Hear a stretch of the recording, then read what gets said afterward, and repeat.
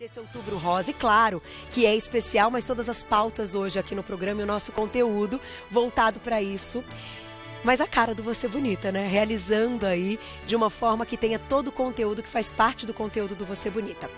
Pra gente começar esse debate que eu convidei aí, vocês para assistirem, a minha equipe trouxe um timaço pra gente falar desse assunto tão sério e importante. A gente fez pequena aberturinha para a gente entender alguns números e estarmos alerta, porque esse assunto pode mudar tudo. Olha lá.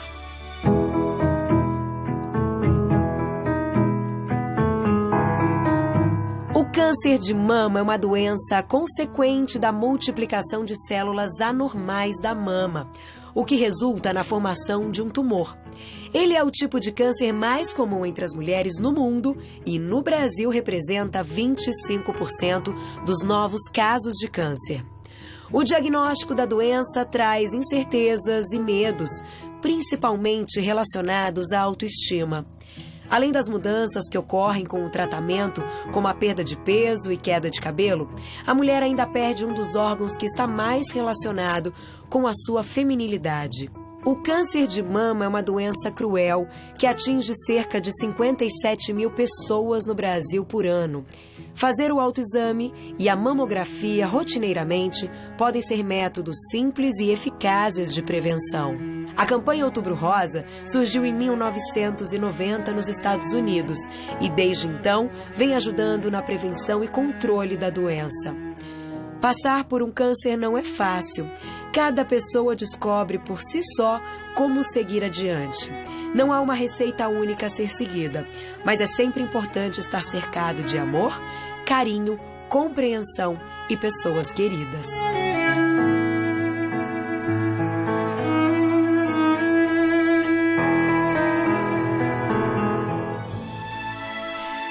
Do texto, né? Larissa, um beijinho pra você. A Larissa é nossa estagiária que tem textos tão lindos e que o texto também já emociona. Então eu vou apresentar esse timaço que eu quero convidar vocês para esse bate-papo maravilhoso. Eu quero a sua participação. Vai lá no Insta, @VocêBonitaTV e manda pergunta pra gente. Com a gente hoje, mais uma vez, a nutricionista, queridíssima Fernanda Paulucci. Olá, muito obrigada por estar aqui hoje, Claro. por estar representando aí esse grupo de nutricionistas funcionais, enfim, todas as nutricionistas do Brasil que têm um trabalho tão lindo quando recebem um paciente oncológico, né? Eu trabalho com um médico que é oncologista, então a gente recebe muito paciente assim lá no consultório. Então a sua experiência, as suas palavras hoje vão ser fundamentais. Vai Ai, que ajudar linda. bastante. Cada dia mais linda. Mas aí também temos mais uma médica linda que eu sou apaixonada e eu vou contar uma coisa pra vocês. Doutora Mariana Ala, bem-vinda. Obrigada, Carol. Muito prazer tê-la Prazer aqui. estar aqui com você. E eu acho que não existem coincidências, são recados e são missões. Você que está assistindo o programa desde o início e viu a história da Renata que entrou em VT. Eu só fui saber no dia seguinte, quando eu contei toda a história para a doutora Mariana Ala, mostrei a foto para ela e ela disse, Carol, aí ficou arrepiada. Ela já passou comigo também. Ela é minha paciente, a Renata, eu conheço essa história. Eu falei, meu Deus, como as coisas Nada é se por cruzam. acaso, né? Como as coisas se cruzam. Muito. Muito obrigada por estar aqui Prazer. mais uma vez, por um dia tão especial, Com certeza. nossa ginecologista. E o queridíssimo doutor Gustavo, bem-vindo. Ai, que prazer tê-lo aqui também. Ele que é ginecologista. Mas hoje você está aqui com um papel de mastologista, que também é uma outra especialidade que eu sei que você exerce com muito carinho e é algo extremamente importante nesse mês de Outubro Rosa de conscientização, mas claro, todos os meses do ano. Muito obrigada por estarem aqui. Eu vou abrir o nosso assunto hoje com a doutora Mariana Ala, porque eu acho que antes da gente falar de alguns tratamentos, de formas de tratamento e o que fazer, a gente tem que falar de prevenção. E prevenção é para todas as mulheres, para as mulheres que já tiveram e não querem ter de novo. E para as mulheres que puxa vida, a gente não sabe o dia de amanhã. É isso mesmo. Conta pra gente um pouquinho o que hoje é o trabalho que vocês fazem para conscientizar a população. Sim, eu acho que o mais importante de tudo é o trabalho de prevenção, Carol. Então, a gente sabe que hoje o câncer de mama é o mais incidente. Então, a gente tem uma média aí de 57 mil casos novos por ano. É uma incidência alta, mas o tratamento e a cura é bastante alto também. A gente tem uma sobrevida até de 95% quando você pega no estágio inicial. E aí, às vezes, a cirurgia é rápida, você você consegue a cura. Então, a gente tem que trabalhar como trabalho, sim, de prevenção. E hoje em dia, todo mundo fala assim, mas eu não tenho histórico familiar, eu não tenho que me preocupar. Tem sim, porque histórico familiar responde a 10% dos casos só. Todos os outros 90% é como você escolheu viver. Então, se você faz atividade física, você sai super na frente. Tem um trabalho lindo que colheu urina de mulheres que fizeram atividade física durante 5 semanas, antes e depois. E daquelas que não fizeram. Tem muito mais substância cancerosa nessa urina dessas que não fizeram. Ou seja, a atividade física a gente protege. Olha só. Tem que fazer mesmo atividade física, no mínimo meia hora, 5 dias por semana. Não é nem atividade física leve, nem excesso de atividade física, é uma moderada, né, que os estudos que mostram. todo mundo consegue fazer, está no alcance de qualquer um. Coloca um tênis e vai fazer uma caminhada, vai fazer um pilates, uma dança, o que te dá prazer, tá? Outra coisa, alimentação. Então, uma vez que você já cuida da sua alimentação e da atividade física, você já faz uma proteção de câncer muito maior. Ser obesa, ser sedentária, bebida alcoólica, gente. 2 bebidas de estresse, 2 bebidas ao dia, você fala 2 doses de bebida alcoólica ao dia, aumenta o risco de câncer de mama. É mais toxina que a gente tem que metabolizar. Então, e quando a gente metaboliza, aquilo se transforma num metabólito muito pior do que o próprio álcool, né? Então, eu acho que a questão é realmente pensar na alimentação, pensar no que você ingere e, acima de tudo, Carol, a gente sempre fala aqui, né? Procurar ser feliz, sim. Então, tá rodeada de pessoas gostosas, tá perto de quem você gosta, dá importância para sua família, tem uma boa noite de sono, controle seu estresse. Hoje a gente sabe, essa questão da prevenção, do estilo de vida, previne câncer sim, gente, tem que fazer. E eu vou pedir para você mostrar pra gente daqui a pouquinho como é que a gente faz essa avaliação. A Renata mesmo contou que descobriu no banho, como é apalpar o seio, Mas você sabe, Carol, que isso é tarde. Isso é tarde, a gente tem que encontrar antes. Quando a gente palpa o nódulo, e assim, infelizmente, 80% dos casos de câncer são diagnosticados na palpação, a gente sabe que já é um nódulo maior de 1 centímetro. Eu quero encontrar esse nódulo antes disso. Só os marcadores mesmo, com exames laboratoriais. Infelizmente, é o que a gente... Não, o que a gente tem hoje é ultrassom e mamografia, que são os principais exames de imagem, né? Então, a partir dos 40 anos, você que está assistindo, você tem direito e obrigação de fazer a mamografia, tá? 1 vez por ano. Isso é um direito seu. E só 30% dos casos de câncer são diagnosticados através da mamografia. É muito pouco. Puxa, não tinha essa ideia. Sim. Que, claro, o apalpar é algo importante, mas que nós temos um estágio ainda mais importante, que é antes de ter 1 centímetro, que é quando a gente consegue sentir esse nódulo, esse tumor. Aí, é assim. Doutora Mariana Ala iniciou, né? Deu o chutinho. Agora, Fernandinha vai fazer o gol, porque mudar a alimentação, a gente fala assim, puxa vida, mas você solta todo dia de alimentação. Mas o que é importante para prevenir? Será que existem alimentos que contribuem para cuidar do nosso corpo, né?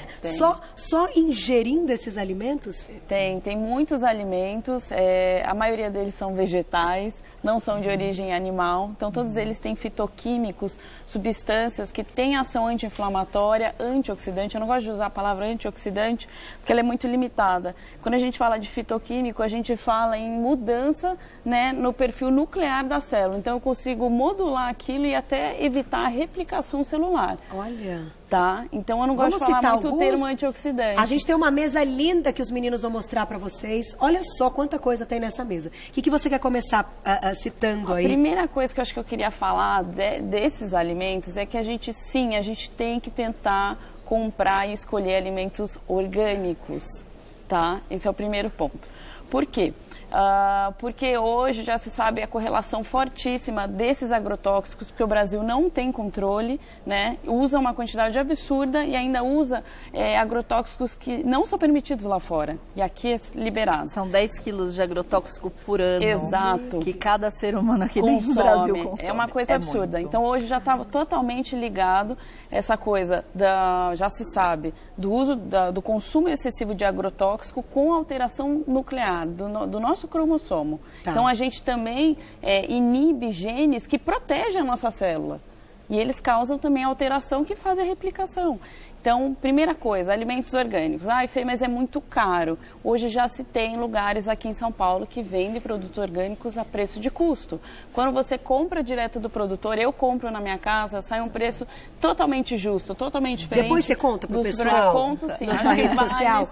Eu acho que é algo importante, mas assim, obviamente que eu vou fazer uma propaganda, então não posso colocar aqui no ar, mas eu acho algo tão importante que eu vou dizer a verdade, eu teria vontade de dizer esses produtores que fazem isso, porque isso é um bem para a sociedade. Todos. O primeiro ponto, falei do agrotóxico, o segundo ponto, evitar produtos industrializados. Então, antes de eu só consumir vegetais, que adianta eu consumir vegetais se eu estou consumindo embutido, peito de peru todos os dias?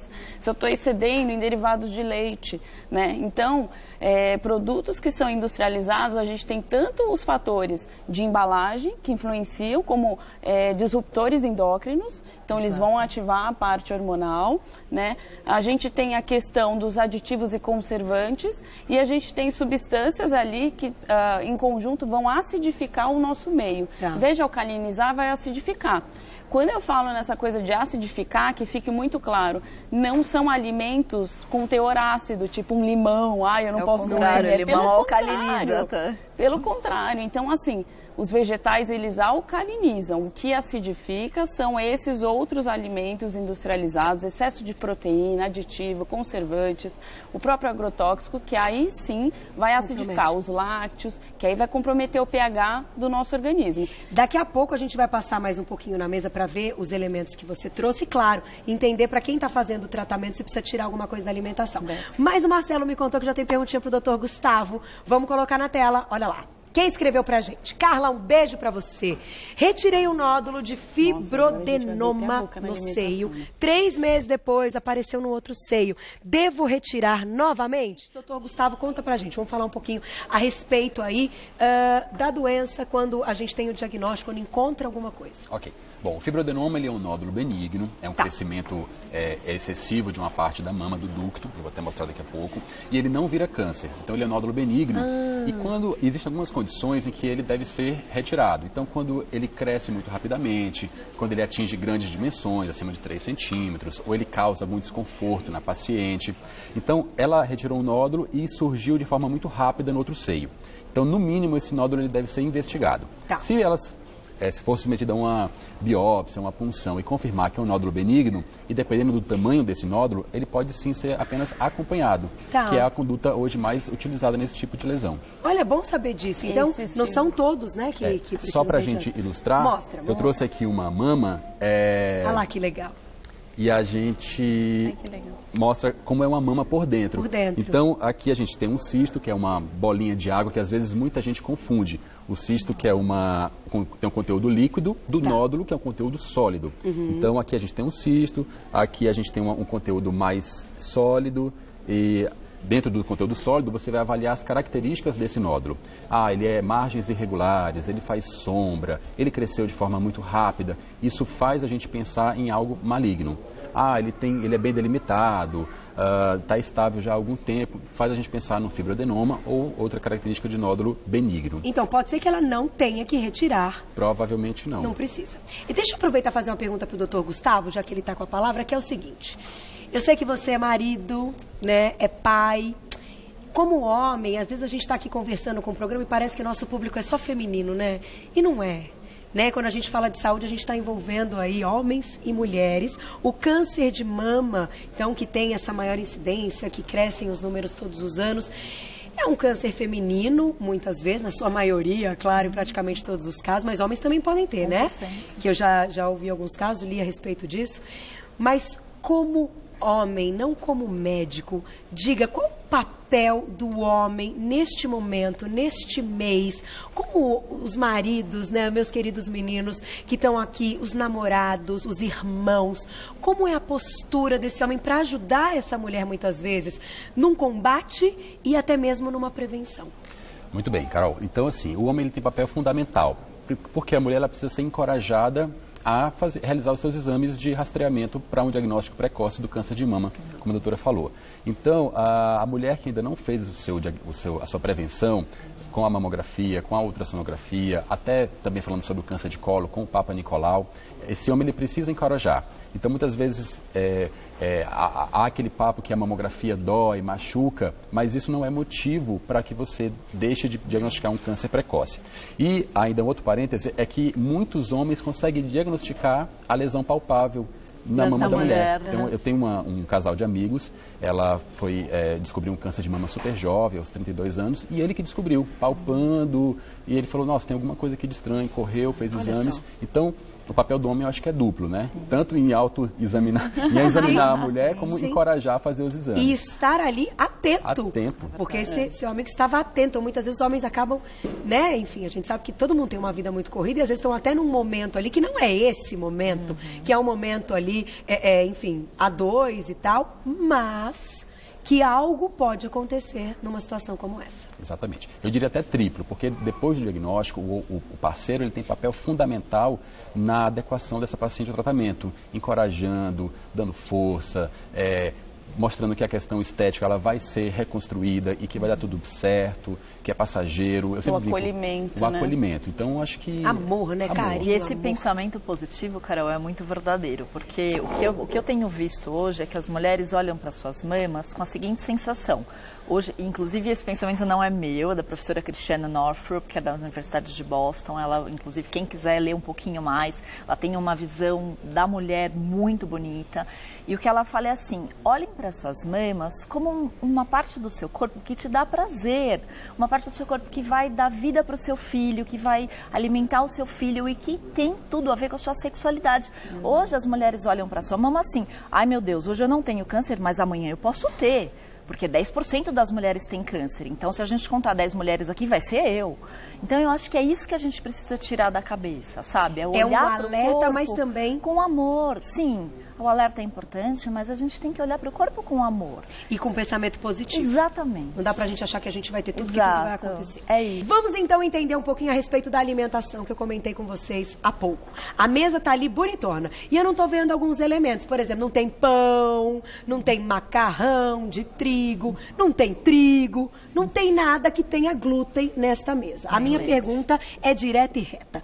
O glúten pode comprometer um tratamento? O glúten pode aumentar as chances de desenvolver aí a doença? Qualquer proteína de difícil digestão, tudo aquilo que o nosso corpo não consegue digerir e metabolizar, aquilo gera um fator inflamatório pra gente. Tá. No caso, o glúten, a proteína do leite, uma proteína de soja transgênica, né? Tudo isso dificulta a digestão e sim, causa uma inflamação na mucosa intestinal, aumento de permeabilidade e uma ativação do sistema imune. Tá. Só que com um efeito inflamatório para o corpo. Tá. Toda vez que a gente fala de inflamação a nível sistêmico, né, às vezes você não tem sintomas, pode ter como pode não ter, mas a gente aumenta a resistência à insulina. E a insulina ela é um dos fatores de crescimento que está totalmente direcionado com a replicação celular. Tá? Então, o microbiota intestinal influencia na resistência à insulina, que influencia se você tem maior chance ou não de ter algum tipo de câncer. Isso não quer dizer que é só na mucosa do intestino, tipo um câncer de intestino. Não, pode ser qualquer outro câncer. Tá. Eu acho que essa questão dos alimentos que a Fer está falando, que é super importante, uma coisa que a gente tem que saber é de que forma então você fala, vou comer um brócolis, como que esse brócolis vai fazer a proteção da minha mama, ou um chá verde, ou coisas com brascas, com fitoquímicos que podem ativar. De forma a metilar o seu DNA, então ele vai lá dentro da sua célula, existe um mecanismo que chama metilação, que é como se virasse uma chavinha para que esse gene trabalhasse para a sua proteção de câncer. Puxa, Isso que é muito interessante. Então, você fala, corpo é inteligente, né? É muito inteligente, a gente tem que respeitar, né, Desde Carol? que a gente dê os alimentos certos, né? Agora, se a gente Exato. começa o tempo inteiro a colocar alimentos errados, chega uma hora que o corpo não consegue se adaptar. E aí é nesse momento que tem alteração do DNA e ele perde o controle. E eu acho que esse assunto tem uma relação direta com como muitas mulheres passam pela doença e encaram, algumas com uma imunidade maior, porque talvez tenham esses elementos e tenham feito essa parte da alimentação com muita disciplina e insistência, porque não é fácil, a gente sabe que não é, tem mas a parte psicológica. Que o próprio paciente acaba depositando nesses alimentos que são errados. Então tem que ter realmente uma consciência do paciente, entender que aqueles alimentos vai ser sei lá, 60%, 70% da cura dele. Isso é verdade. Né? E aí você tocou num assunto importante de qualidade de vida. Já já a gente vai colocar aqueles tópicos que você separou, mas vamos falar da cirurgia de reconstrução da mama. Por quê? Duas coisas eu acho que são, assim, fortes no momento que a mulher tem o diagnóstico de um câncer, seja ele o câncer de mama, que é o que a gente está citando hoje. O fato dela saber que, possivelmente, ela vai retirar esta mama, que é um símbolo de feminilidade, de prazer, e que está ali como algo muito importante no corpo feminino, e da queda de cabelo. Por isso, hoje o Sidney está aqui, a gente vai doar tantos cabelos para perucas, que isso é extremamente importante. Te pergunto, o papel desta cirurgia, da reconstrução da mama, é fundamental? Com certeza. Bom, então, as mulheres brasileiras, desde 2013, foi uma lei sancionada em que obriga os serviços públicos a oferecer a reconstrução imediata da mama. Por quê? Porque essa mulher que tem a mama reconstruída imediatamente, ela se adequa, ela aceita muito melhor o tratamento que vai ter por vir. A radioterapia, a químio, ou o uso de alguma medicação, terapia-alvo, hormônio. E existem várias formas de você reconstruir aquele defeito. A gente chama de defeito porque perde aquele volume. Então, quando você tem o diagnóstico do câncer de mama, você opta por uma cirurgia conservadora, que é uma quadrantectomia, ou uma cirurgia radical, que é a mastectomia. E ainda tem, dentro da mastectomia, você pode fazer uma completa, que você tira o mamilo, o bico, ou tirar só o recheio, que é uma mastectomia subcutânea. Hoje, a gente utiliza... Vamos dividir tela para passar o VT que a gente tem da cirurgia? Legal. Então o VT é maravilhoso, vamos lá. Bom, se quiserem dividir tela, fique à vontade. E aí, doutor Gustavo? Bom, então ali a gente vê a glândula mamária, vê o ducto, vê que eles convergem para a papila, né, o mamilo, a areola, e ali naquele lóbulo você vê a multiplicação de uma célula se transformando em câncer. Então, você injeta uma substância para localizar aquele tumor e também serve para localizar o linfonodo que acomete a axila, chama de linfonodo sentinela. Para não esvaziar a axila, você tira e analisa. Bom, nesse caso, você tirou o tumor com uma margem e você não houve um comprometimento estético daquela mama. Então, a cirurgia acabou ali. Em outros casos, em que há indicação de mastectomia, você vai colocar uma prótese, e essa prótese pode ser definitiva ou pode ser essa que a gente está vendo, que é a expansora. Então, ela é composta de metade silicone e metade você pode ir expandindo ela com soro. A gente usa ela no caso em que não há sobra de pele e que essa paciente ela deseja um aumento da mama em relação à que ela tinha anteriormente. E nos Estados Unidos, ela é o principal tipo de prótese utilizada. A outra opção seriam os retalhos miocutâneos. Então, a gente vê ali o músculo da barriga, que é o reto abdominal, e o das costas, que é o grande dorsal. Então, você tira basicamente um pedaço de pele com músculo, que ele precisa para ser nutrir, e você leva até o defeito da mama. E forma uma mama muito... É a mulher que melhor tem aceitação da mama a longo prazo. Que interessante. Essa mulher que tem a reconstrução com esse retalho miocutâneo, que a gente chama. Impressionante.